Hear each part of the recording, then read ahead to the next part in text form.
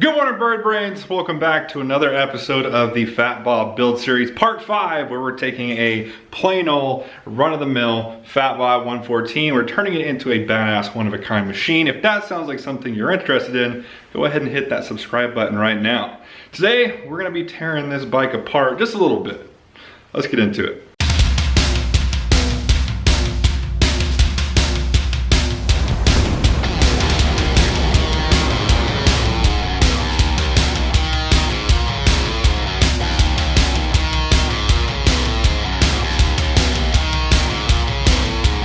Alright, so I'm not gonna go into too much detail what we're doing today because honestly, I don't even know what we're doing today. Basically, my goal is to get as much of this bike torn apart that we're going to be powder coating for this round. We're gonna be doing powder coating in at least 2 rounds. My main goal is to get at least the wheels and tires off, and then of course some of the little bits up top. And I would like to get the new bars at least on there, not installed, but on the bike, so we can properly measure for cables and wires and all that stuff before shipping those bars off to powder coat for powder coat round 1. Let's get to work.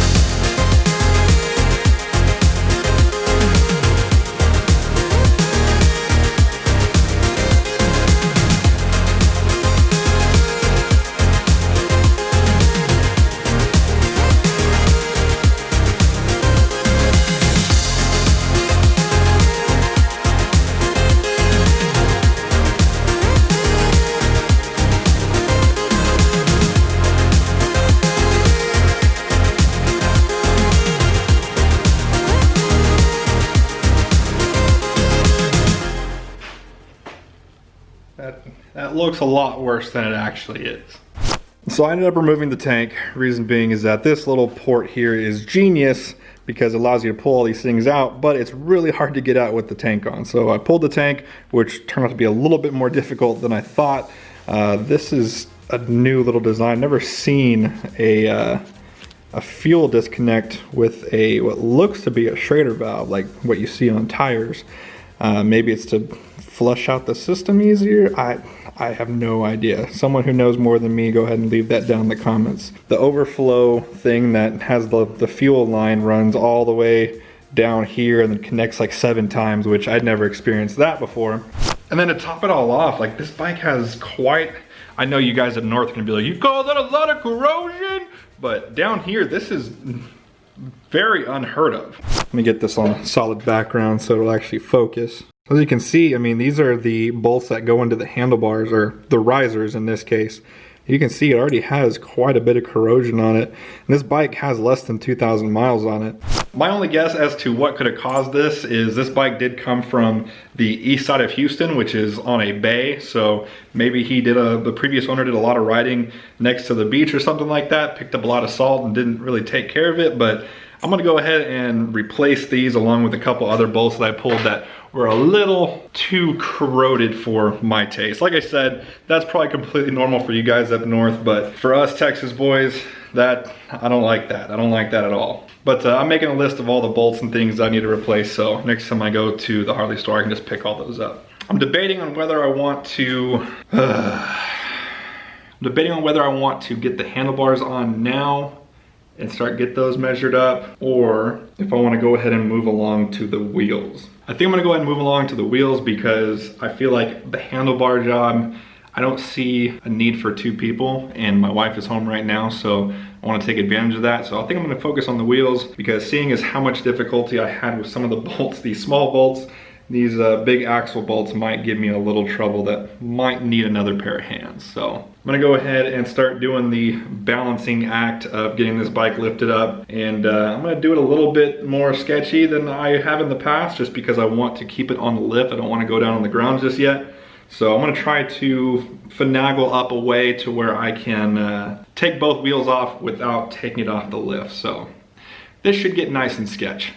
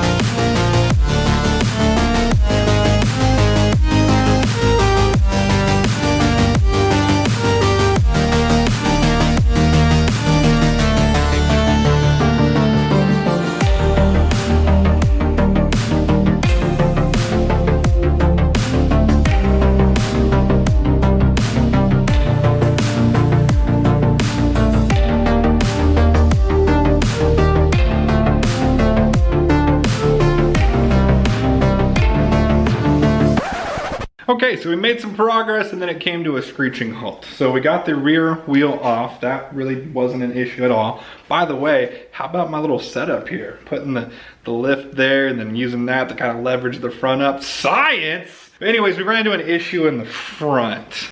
We need a 1/4 inch. Would that still be considered a hex key or a hex head? I don't know. But a big thing to go in this hole right here. It's a 3/4 inch, but the biggest that I have is a 3/8. So gotta go get that. It's already like 9 o'clock at night, so I'll probably just wait to do that tomorrow. So for the rest of the time, I'm gonna focus my energy on getting those handlebars on and probably the rotor and pulley off of that rear wheel. And then I'll probably cut over to day 2. It's the same video for you guys, don't worry, but for me, I need my sleepy sleep. So I'm gonna knock that out and then I'll change clothes and be back. Hey guys, welcome back. It's day 2 for me, same video for you guys. So last night, oh my God, I'm gonna die. Last night we got the bars put on. We did not get anything measured up. I'm gonna be doing that today. And I went ahead and after 3 stores, I found this 7-piece impact hex bit socket set from Husky. I know, I should have gotten the brand that you use because, well, that would just make you feel better. But this is the only one I could find. Like I said, 3 stores to find this. Every other one I could only find up to 3/8, which I already had, and I needed 3/4, I think. I don't know, I measured it with my little digital caliper thing, but I honestly don't know how to use those, and I don't know how everything's measured, so I just took a guess, but This has 3/4 as well as all the 3/4 all the way down to 3/8, and it's in a 1/2 inch drive, so this should work very well. So I'm gonna go ahead and continue, get this front wheel off, get the rotors off, and then I'll be dropping the tires and wheels, or wheels and tires off with our buddy Super Dave, who you guys saw last build series, and he's gonna get the wheels separated from the tires as well as the bearings out of the wheels, since I don't have the tools to do that. So let's get back to work and keep chugging along. Do you pledge to the Biker Bird Patreon? It'd be a lot cooler if you did. Exclusive behind the scenes footage, Discord group chat access, discounts on merch, pledges to the monthly give back. All of this and more could be yours by simply visiting the Patreon link below. Handlebars, helmets, Cardo communicators, and much more are on the give back list, where we select 3 winners every single month. So get the lead out of your panties and click that link. Now back to the video.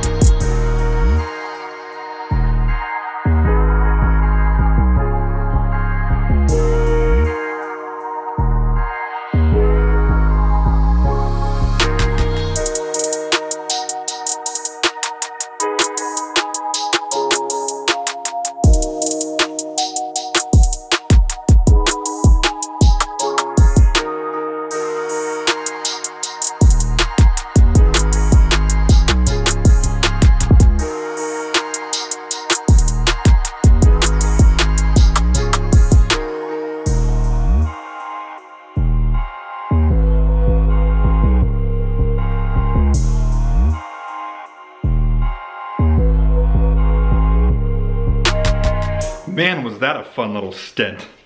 So in case you were wondering what I was doing with the brakes when I was draining them and things like that, that was the most inefficient way to possibly disassemble the brakes and bleed them. I didn't think through enough steps, so by the time I got to the step that I needed to do that, I wasn't able to pretty much get any bolt off that I needed to. And in hindsight, there's a million different ways that I could have done that better, but this is one of my first times actually disassembling the brakes this far, so I'm just gonna chalk that one up to inexperience. I will do it better next time, I promise. But seriously, that was just terrible, and I know that all the internet mechanics were losing their minds on that one. Trust me, I was too. I was going through it like, wow, I'm so f***ing stupid for doing this. But once again, just inexperience, nothing more to that. I was able to mock up pretty much everything how I wanted it. If you saw me running that orange line, what I was doing is basically seeing how far down I needed the brake lines, how far I need to extend the clutch cable, as well as all of the lines for the bars. Good news on the wires for the bars though, I'm gonna be able to wire all of these internally without the extensions. Now I am going to have to add extensions after the fact to basically make the gap from here to here, but that means a whole lot less connectors inside these bars, which are already gonna be, I'm assuming, pretty difficult to wire through internally. Less connectors equals less bulk, less shit you gotta pull through those tiny holes, less things that you can break. I believe, outside the bars, I believe I've got everything off of the bike that needs to go to powder coat for this round. The only thing that I was kind of debating on was to take off these, I think these are called perch or standoff, something like that, is to take these off to get these powder coated black. The reason I think I'm not going to do that is because after seeing how the bike looks with those rocket boosters in the back and everything, it's so funny because this is a bike that's going to be space themed. It's the one time where rocket boosters make sense back here, but I don't like the way it looks. I think it's too much, and I know I said like, oh, I don't want to rely on just those brake lights, that one single thing back here, and honestly I don't, but I started thinking about it. I'm not gonna be riding this bike at night that much. It's gonna be more of like a hill country bomber type thing, so I really don't care about safety this time. I really don't. So I think I'm gonna focus on pure aesthetics and just end up getting rid of the rocket boosters and only run that single tail light, which means that those will not be used anyways, and I'll just make a plate or something to cover up those holes. So I think I'm gonna do that. If not, like I said, we are doing a second round of powder coat when we take apart the motor and everything like that. Also, I am getting new foot controls. I just don't have the money for them yet. Plus, I don't want to change them out until I switch over to the mid controls, which will be taking place basically the same time everything on the motor is done. That way, we only have to get one gasket and we can knock out pretty much everything motor related that's gonna require changing of gaskets all in one pass. But now let's head into the drop-off portion of the episode. First up is gonna be Extreme Power Sports. That's where our buddy Super Dave works, so let's go ahead and cut to that. And here we are, guys. Let's go see if Dave's working or if he's doing what he usually does and not working. Oh, Dave! Hey, what are we doing? Just tires off and bearings out. What are you getting done? Powder coat? Powder coat, yeah. Cool. White? Red. Red? Like it's called Jolly Rancher Red. Oh, awesome. Well, that worked out. As soon as I turned the camera off, he's like, hey, do you know anybody that needs like bars? And I got the clutch and the cables and brake lines and everything. I was like, what size are the brake lines and the clutch cable? And he's like, I don't know. And he pulled them out and we measured them up, and I think I might be able to make these work. They're not exactly what I was wanting. The cables that I want are very expensive, so I might just be doing these for now and then swapping out for the more expensive ones later, because I think he said he only wanted like 75 bucks for everything, and the ones I was getting were I think close to like 400. So this can save me some money in the meantime. Of course, I'll probably be spending more in the long run, but this is going to help me continue to keep the build on budget. In case you missed why we are a little over budget and behind schedule, you can go and watch my 2020 resolutions video and you can find out about all that. So I guess now we can warp ahead to when we're dropping off stuff for powder coat. Yeah, I know this isn't powder coat. Sorry guys, but I dropped the stuff off at powder coat and I sort of kind of forgot to bring my camera. I did get a few shots with my phone, but I looked over it in post and the lighting in there is terrible for filming and it's cell phone footage. So I'm gonna bring this camera, maybe even my DSLR when we go and pick it up. Plus this episode's already getting kind of long, so I'm gonna cut this one right now. I don't know if the next episode is gonna come out on time. In case you don't know, I release these every other Thursday. If the parts get back in time and I get all the parts in for the bars and everything like that, of course, I will do everything in my power to get this in on time, but we're kind of at the mercy of other people right now. Plus, it's right around the holidays. I mean, I dropped off the powder coat stuff on Christmas Eve, so I can't blame people for being slow this time of year. But you guys got like an 18-minute episode out of me anyway, so you don't really have too much room to be complaining, right? I mean, come on. But anyways, guys, that's going to do it for today's episode. If you like this video, go ahead and hit that like button. If you haven't already, go ahead and punch that subscribe button. And as always, thank you for watching. I'll see you guys next time.